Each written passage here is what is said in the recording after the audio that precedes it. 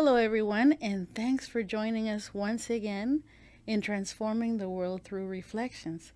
Today, I'm joined by a really special friend, my dear Valaira Sa-Ra. She's a host, director, producer, actor, just all around creative. And today, we're going to dedicate some time to reflect on the power of representation. We'll talk about other things too that are very connected to that. But I'm so glad that you're here. Thank you for being here. Thank you for having me. I really appreciate it. This is going to be good. Let's jump in. Let's jump in. Let's jump in. What have you been reflecting on lately as it relates to representation in your life as part of the arts world? Well, I've been actually reflecting on quite a bit because we are in a changing world. Yes. And not only the economy is changing, the industry is changing quite a bit. As you know, actors are on strike, writers are on strike. Yes. And it makes me really sit back and think, how will we move forward in the future? Because it's no longer we're no longer in a place where these high paying positions are going to be out there for actors and producers, directors. All of that is changing, and when those things are changing, we have to be flexible. We have to think of new innovative ways of creating content. And it makes me reflect on how it is so imperative now that we as a people come together and start pulling our resources together to create the content that we want to see. Yes. So yes. Thank you for saying that, because so much of what representation is about includes the fact that we need to be the ones to tell our stories. Exactly. We need to be the ones to tell our stories. Yeah. And that's very important, because we can no longer ask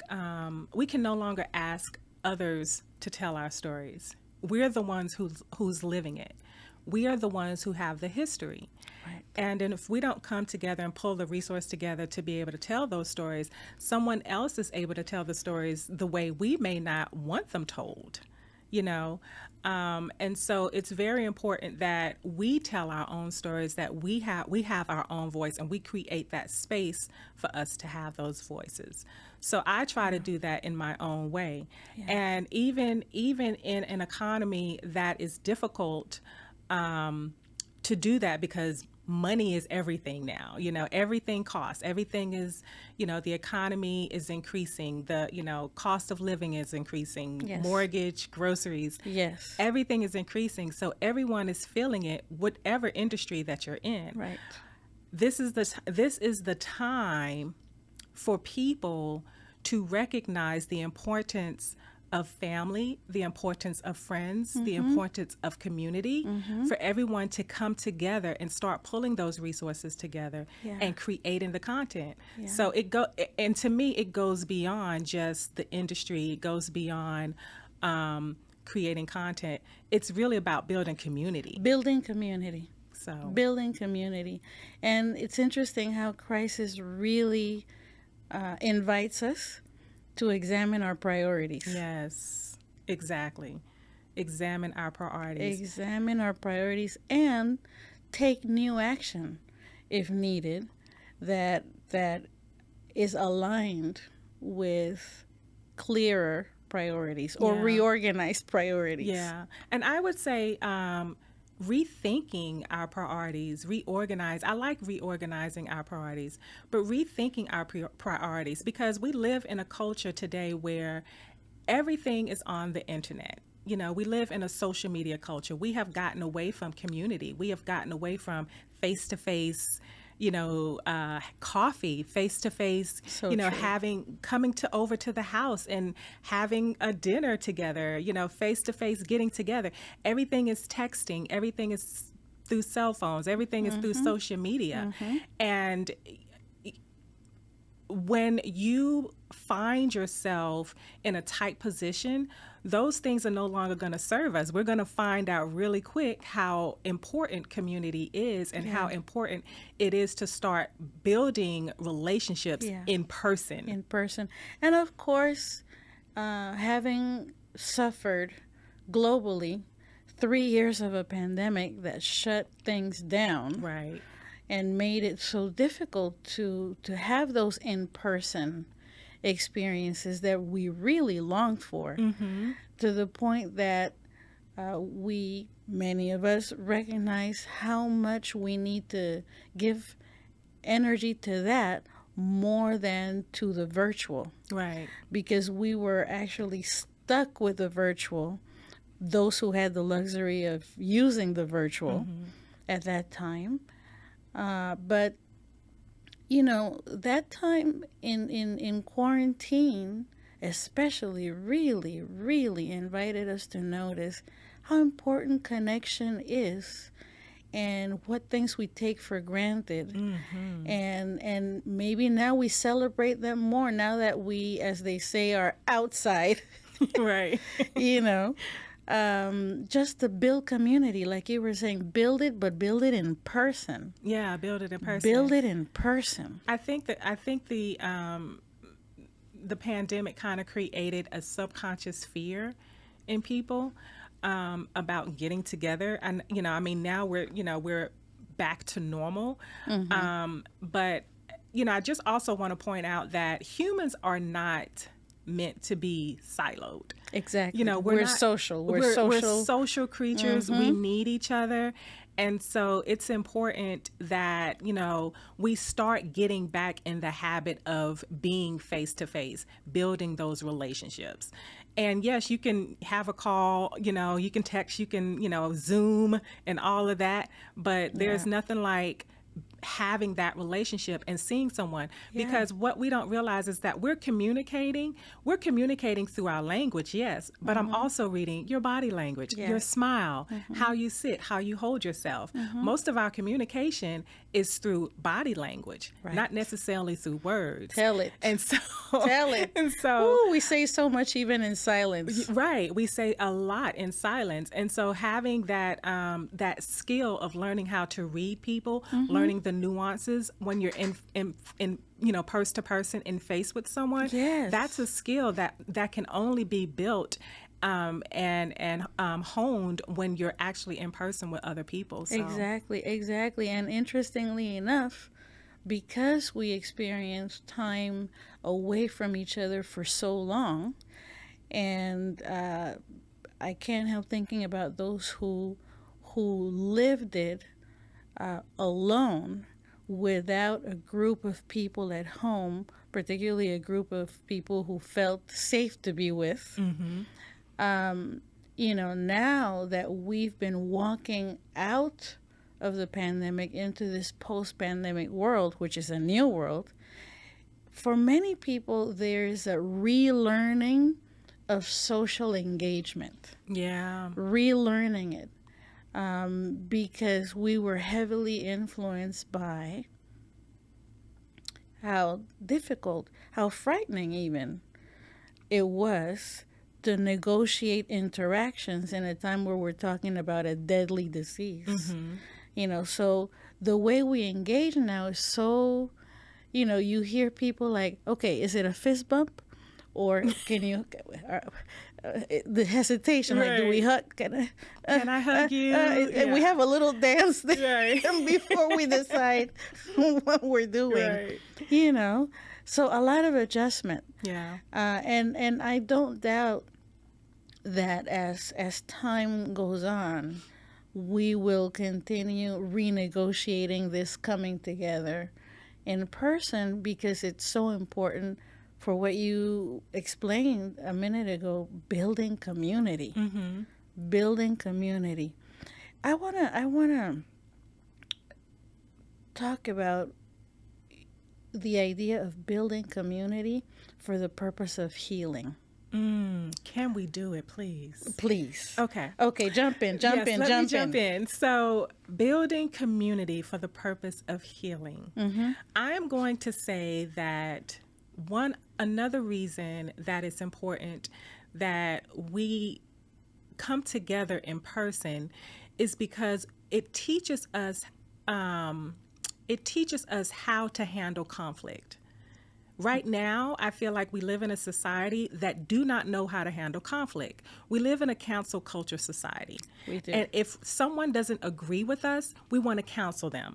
If someone doesn't have the same philosophy, the same ideologies as us, we don't want to listen anymore. You can't build a community if you're not willing to listen to someone who doesn't agree with you. Say it again. So if you have to be able to be open to listening to all sides, even if it's something that goes against your worldview. Right. And I think that we live in a culture that we no longer want to hear people who don't have the same worldviews, who don't have the same religion, don't have the same philosophy, don't have the same, concepts of what we think the world should look like. Shoulds. And let me just say this: everyone is an individual, so there are 8 billion different worldviews in the world. Right.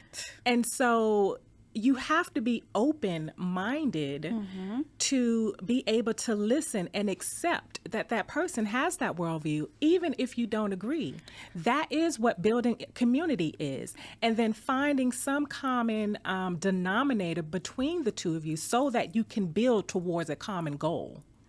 And how would you say we can go about cultivating that open-mindedness you just mentioned? The open-mindedness that leads to finding common denominators. How do we cultivate this? You cultivate it by listening. That's number one. It's just listening. Instead of, because humans, we tend to, when we are in front of someone who don't agree with us, we're on a defense. And we tend to think about ways to persuade the other person on how we're right. And you cultivate building and healing by listening, number one, and having an open heart. Just opening your heart, allowing yourself to be vulnerable. Right. And even if it's something that really goes against your worldview, just saying, I agree to disagree. However, let's find a common denominator instead of trying to argue your point. It's okay to have dialogue that goes or opposed to what someone else has. It's good to have that dialogue. And if you're open-minded to listening to someone else's dialogue, it may spark a different perception in you. It may spark a different view that you didn't see that way. But I think that we're so closed off as individuals, we're so closed off as a community, as people, that we're just not willing to listen to other people if they don't agree with us. Right.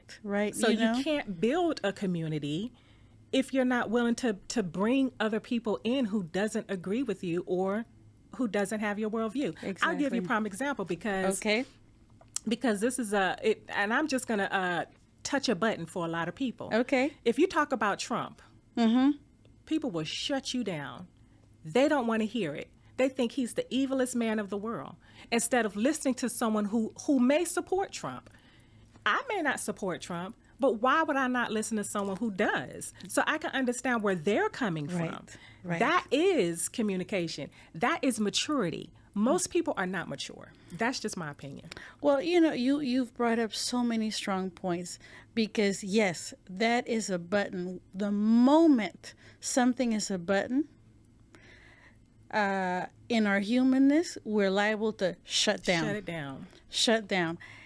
And in our humanness, that button may lead to shutdown if we are carrying a lot of pain. Survival mode calls for, the deployment of all the things that keep us from being further wounded. Yeah. And that can include, I'm not going to listen. Even if, like you said, it would benefit all of us to practice more listening, deeper listening, so that even if we don't agree, at the very least, we have a clearer sense of the other person's worldview. I was listening to you and thinking about my grandma. Here's some West Indian wisdom. She used to say, and then they love to rhyme, so you remember this stuff. You're just being wrong and strong. I gave it to you. I gave it to you with the West Indian accent. You're just being wrong and strong, and that was her way of saying stubborn. You know, when people lock into a particular view and that's it, I don't want to listen. Everything that you were saying made me. I could hear her. I could hear her. Yeah, and it keeps us stuck.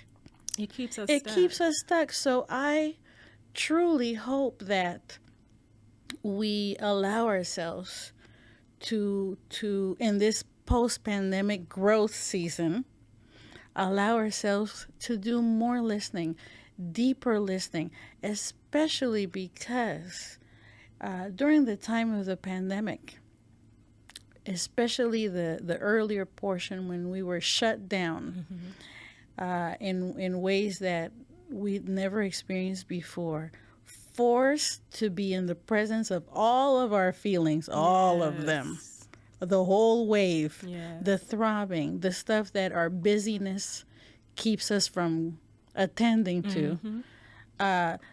We ended up having to listen to stuff inside of us and around us that we were not trying to listen to.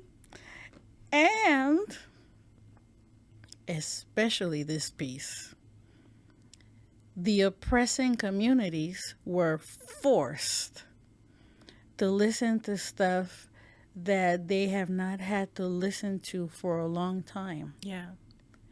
And so this brings us back to the beginning of our conversation. All the pain that artists are experiencing right now that leads to striking is being more deeply heard, not only inside of the artist community, but this noise needs to happen for the oppressing folks who are not compensating properly their work to hear it. And therein lies the problem. Because the oppressing folks are not doing what? Listening.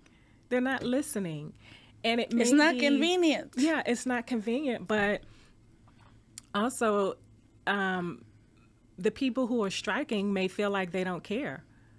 You know, there's a sense of, you know, we are in charge. There's a sense of, you know, that's not our problem. There's a sense of, you know, we have all the money to do what we want to do. We have a certain vision where we want to go, and that vision no longer includes you. That vision includes AI, and now we have AI, so this is where we're moving to.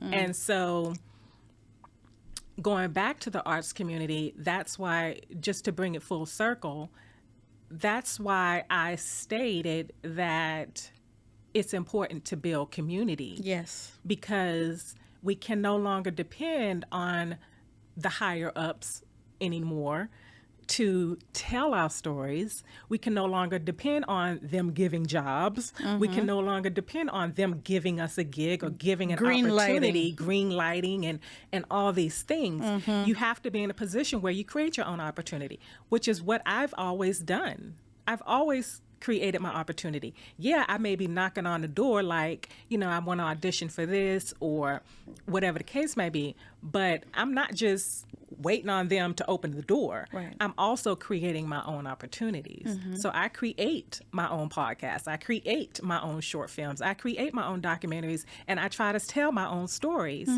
And I think it's going to be more of that. And within the artists, within the entertainment community, this is where people are going to have to start to get together. So find those directors, find those actresses, find those, producers who's willing to work with you and come together, find a common ground so that you can create your own story and stop waiting for Netflix or, big box offices to do these things, because they have a different vision that's not going in the vision that we're going in. And so it's going to be very imperative that we help each other. So, and speaking of helping each other, when I watch the reports and also the social media feeds showing people in the arts community coming together as community to have their voices heard, it's heartening. It's heartening because I feel that those things that you're describing are becoming even more possible because they're seeing each other in this particular season of their lives as artists, struggling together and also creating new narratives for their professional lives, because it's also a business. yeah.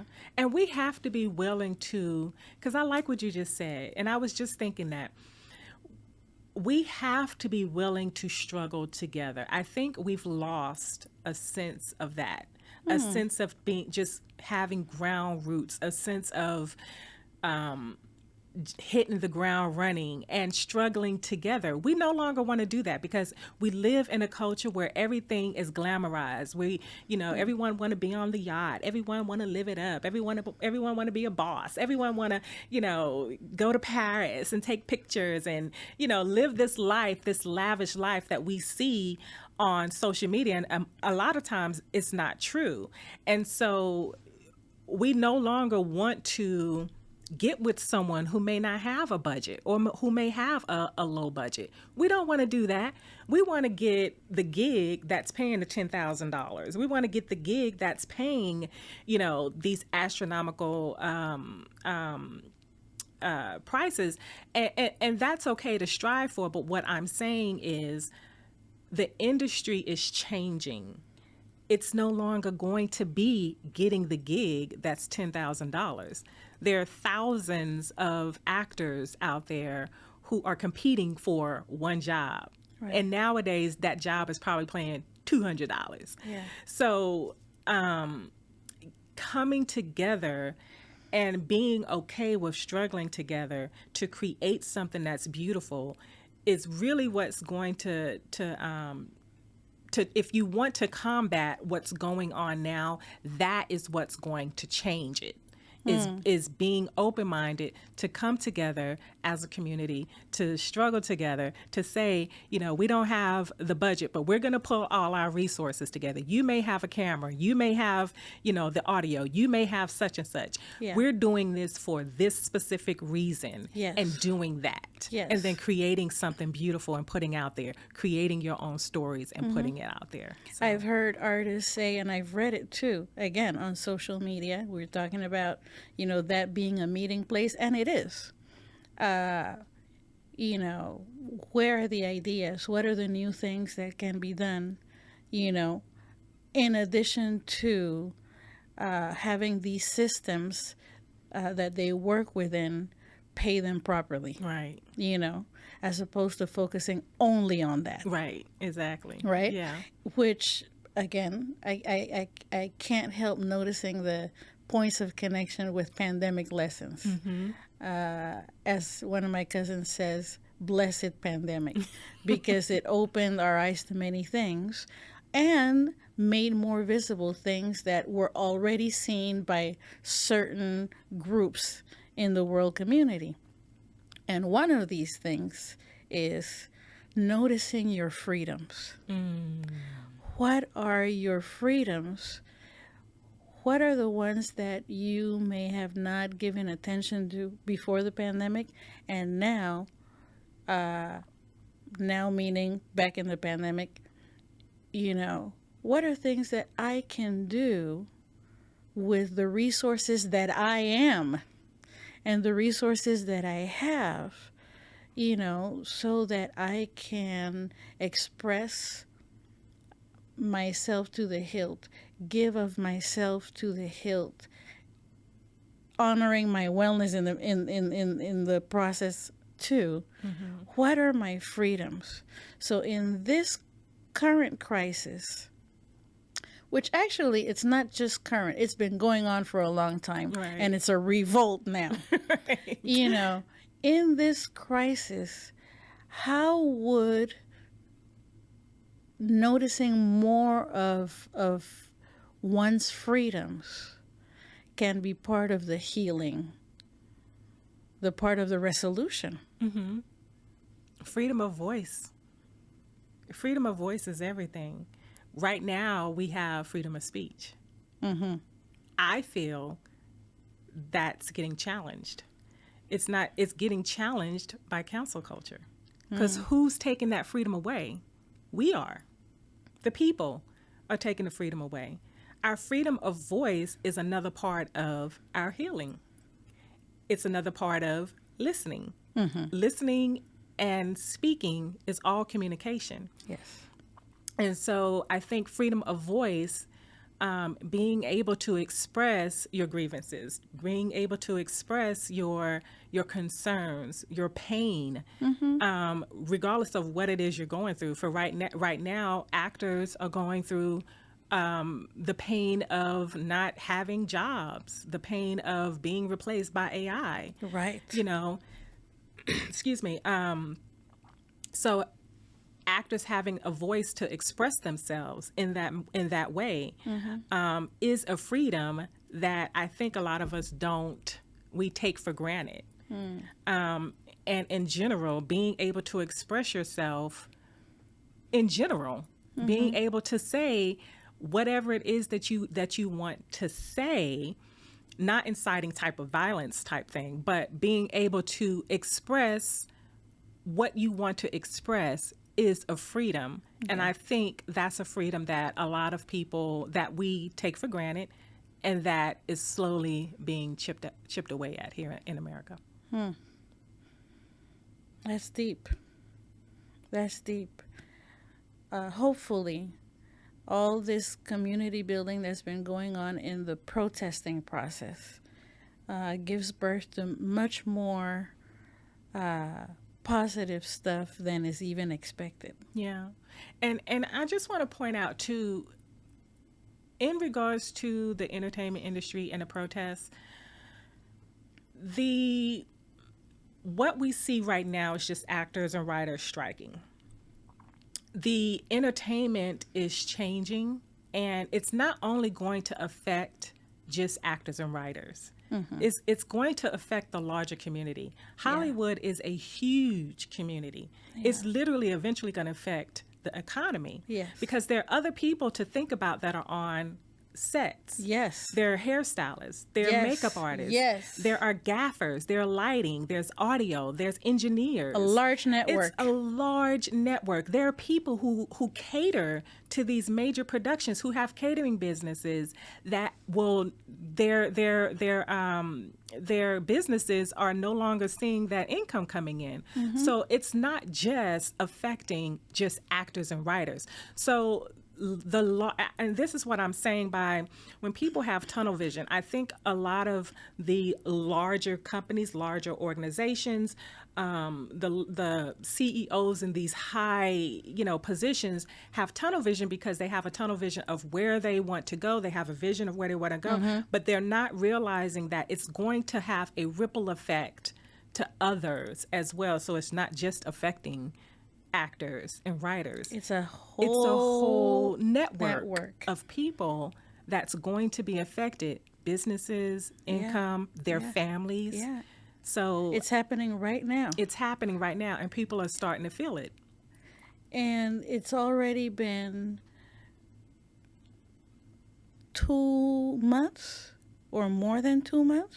In the meantime, bills have to be paid. Many different financial responsibilities that all of these people in this network have, and they're suffering.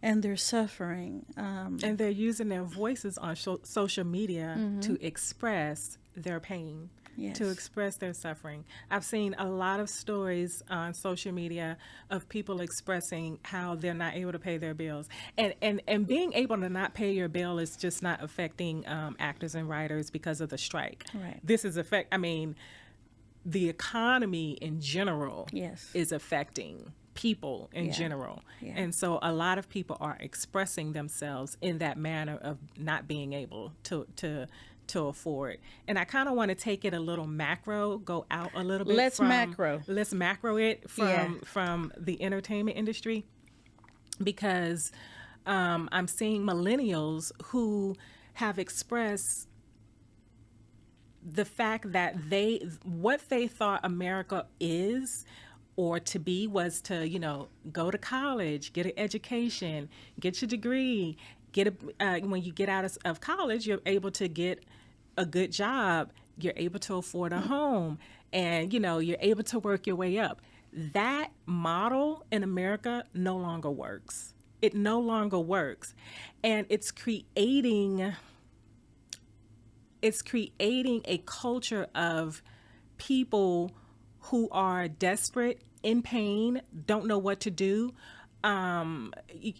feeling lost. And to me, I think a part of that is fueling all of the crime and stuff that we see in the world. For example, like San Francisco is having tons of robbery in like Walgreens and CVS's. They're going in there and they're taking stuff and just walking out. The crime is increasing. We're seeing an increase of crime because people feel like they have nowhere to go, because they're no longer able to get jobs. They're no longer able to buy a home. Homes are astronomical right now. Life in the West Coast. It's terrible. Life on the West Coast is ridiculous. Really, nationwide. Nationwide, yeah. Really, things have transformed to the point of making it hard for people to decide where they can really live. Where they can really live. Yeah. And I'm gonna take it back. I'm gonna take it back around, because where we are, where people are, it's making it difficult for people to figure out where to live. Groceries and everything is increasing. What we don't realize, again, we're going to find ourselves having to need what? Community. Always. We're going to find ourselves having to need community, because we no longer can live and sustain in this world, in this economy, the way it's going, the way it's moving. We can't do that individually. We can't do it individually. So we're going to find ourselves having to go back to community, having to go back to being with each other, right? Having to deal with each other, right? Having to listen to each other, yeah. Having to communicate with each other. Let me tell you what, crisis is bringing us back to basics. It's bringing us back to basics, and that's what we need, actually. So. Yeah. Again, our eyes are being open to what we truly need. Mm-hmm.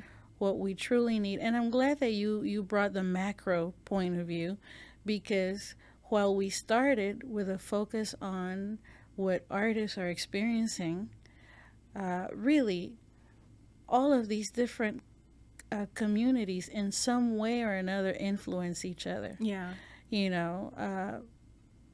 Right now I'm remembering a conversation with a few students about how really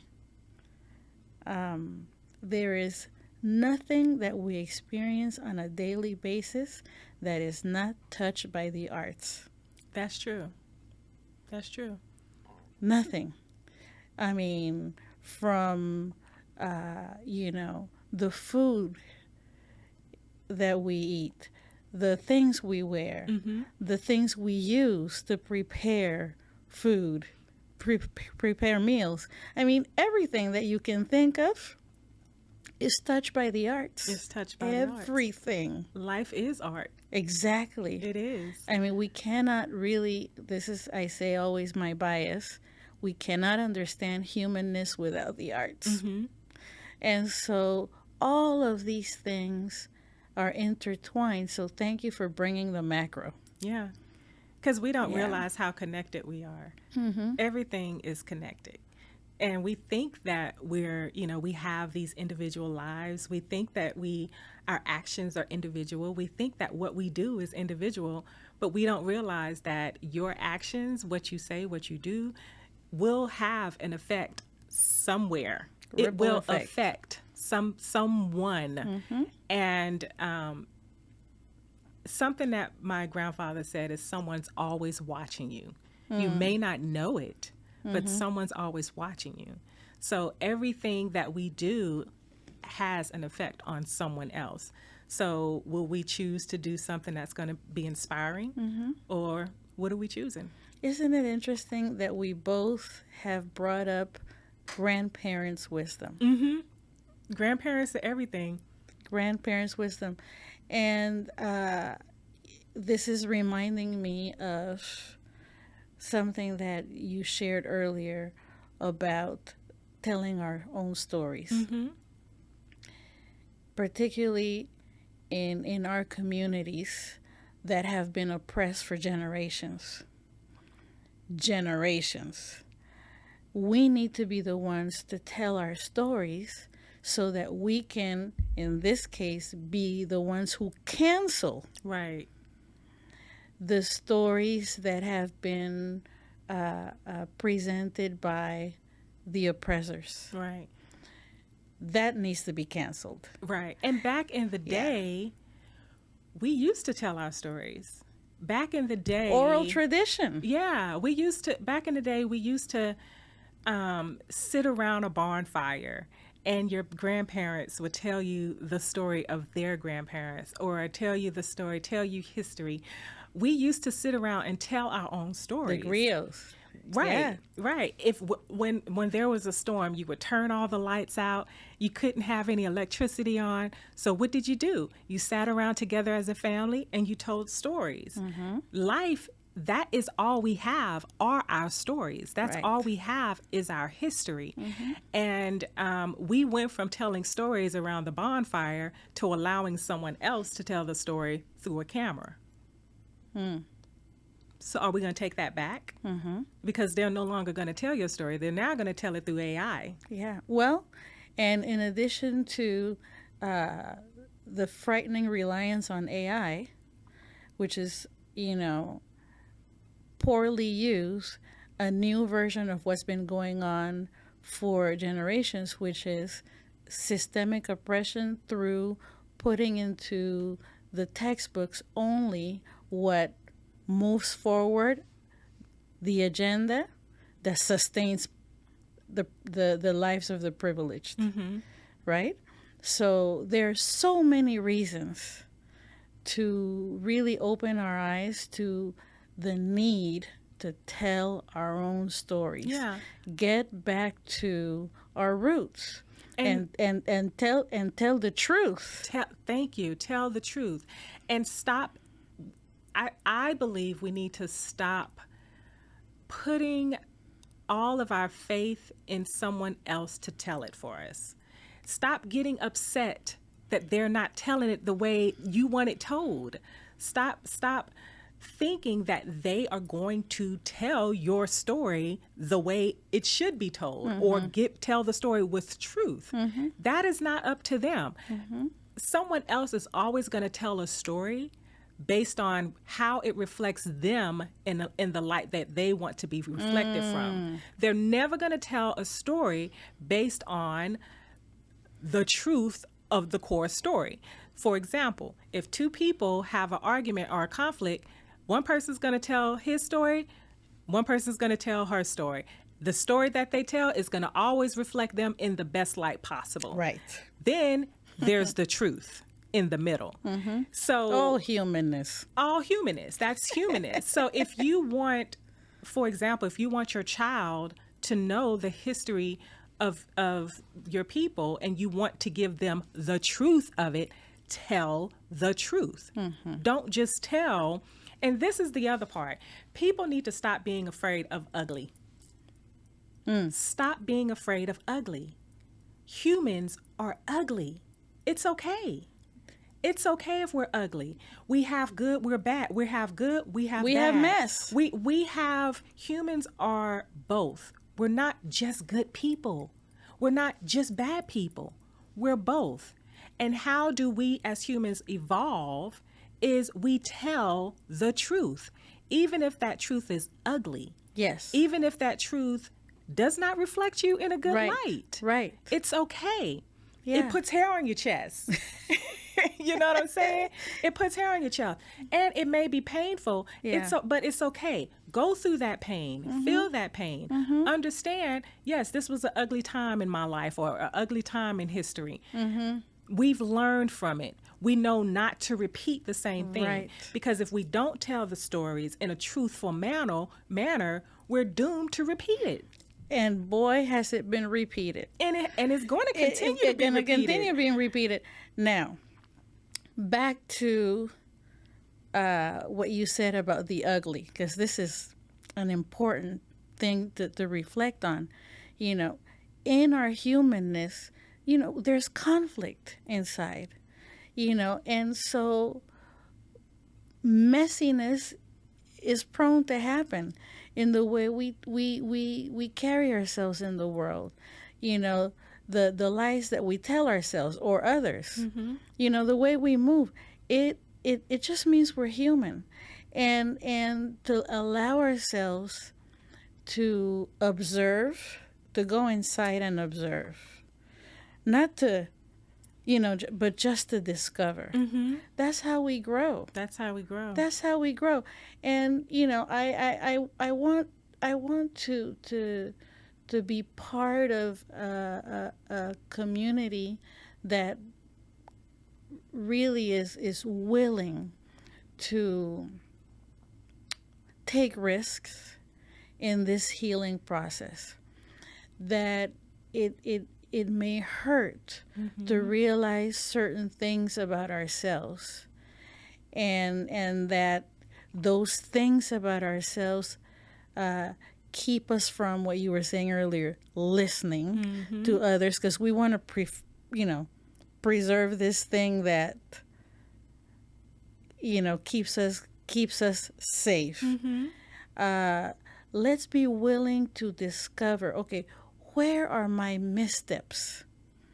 How are these missteps not only affecting my life, but the lives of people around me? So let's go to the macro, like you were saying earlier, as it relates to the entertainment industry. The macro, I think would be helpful for us to notice is, if the members of the oppressing community allow themselves the space to truly pause, look inside at the lies that they have told themselves for so long, so that they can justify treating the oppressed the way they've been treating the oppressed, their healing will begin. Yeah. Do we need to wait until their healing to begin for us to throw ourselves into the deep waters of our own healing? No. Well, we can't. You know, so again, that keeps coming back to, how do we hold space to look inside and also look around ourselves to build community for healing? Yeah. We need to make it okay for our mess. We Make the mess okay. Make the mess okay. We need to be and making the mess okay, not by condoning the mess, but by understanding that once you've messed up, acknowledging that you've messed up, figuring out how you can learn from it, what's the lesson from it, so that you won't repeat the same mistake. Right. To me, that is the key. Yeah. Is making the ugliness, basically acknowledging the ugliness. A lot of times we want to put the ugliness aside because we want to come off as, but I'm a good person. Yes. You know. Yeah. I'm, this certain persona that you want to have, and you don't want people to see the ugly side of you. And humans have both. We're both. We are a balance of good and bad energy. And once we acknowledge that, once we learn that, once we recognize that, when we do make a mistake, we can then accept that as a part of us. That is a part of who I am, what I've done, and that's okay. But I've learned from that mistake, and I won't repeat that again. That's, to me, that is the evolution of humanity. Yeah. If you don't learn from your mistake, you can't grow, because guess what? You're going to keep doing the loop. You're just loop de loop, loop de loop. So, yeah. Yeah, and it takes courage to allow ourselves to be that vulnerable, to be truthful with ourselves so that we can be truthful in relation to others, particularly others who have suffered from the actions we've taken. Yeah. So, and that's true whether someone is in the oppressing or the oppressed community. Right. Because the oppressed community has also internalized, absorbed the lies that the oppressor told themselves. Right. So we too need to heal from the lies we have told ourselves so that we can move forward really connected to our true value. And that will really help us tell our stories Yeah. completely, accurately, truthfully. Yeah. Healing is painful, and a lot of us don't want to feel that pain. And I think if we start to get comfortable with being in a painful position, it makes it a little bit easier for us to begin to heal. And not being comfortable in a painful position where we want to stay there, but for the goal of our healing. Yeah. Pain has a place in this world. And to me, my thought process is pain is for my growth, it's for my evolution, it's for my healing. If I look at it that way, it allows me to accept that pain. It allows me to sometimes feel it so that I can acknowledge that it's there and then move on from it. And this is why we need the mutual support of community, because some people in our community are further along in their healing that they can hold space for those who are beginning it. And for many, the pandemic started it. It started because they were throbbing in ways they did not know they could throb, because they were, in this shutdown, confronted by so much. I want to thank you, Val, because in your art making, you have been a committed truth teller. You've been telling our stories in your documentaries, in your talk shows, in the filmmaking that you do. I thank you because you're supporting our healing. Thank you. I thank you for acknowledging that. Sometimes it feels like, sometimes it feels lonely, and sometimes it feels, because you aren't telling the story from the way other people want to see it, like, oh, we're good people. Sometimes that can feel a little lonely, but I can't tell it any other way. I'm going to always tell our truth, even if it's painful.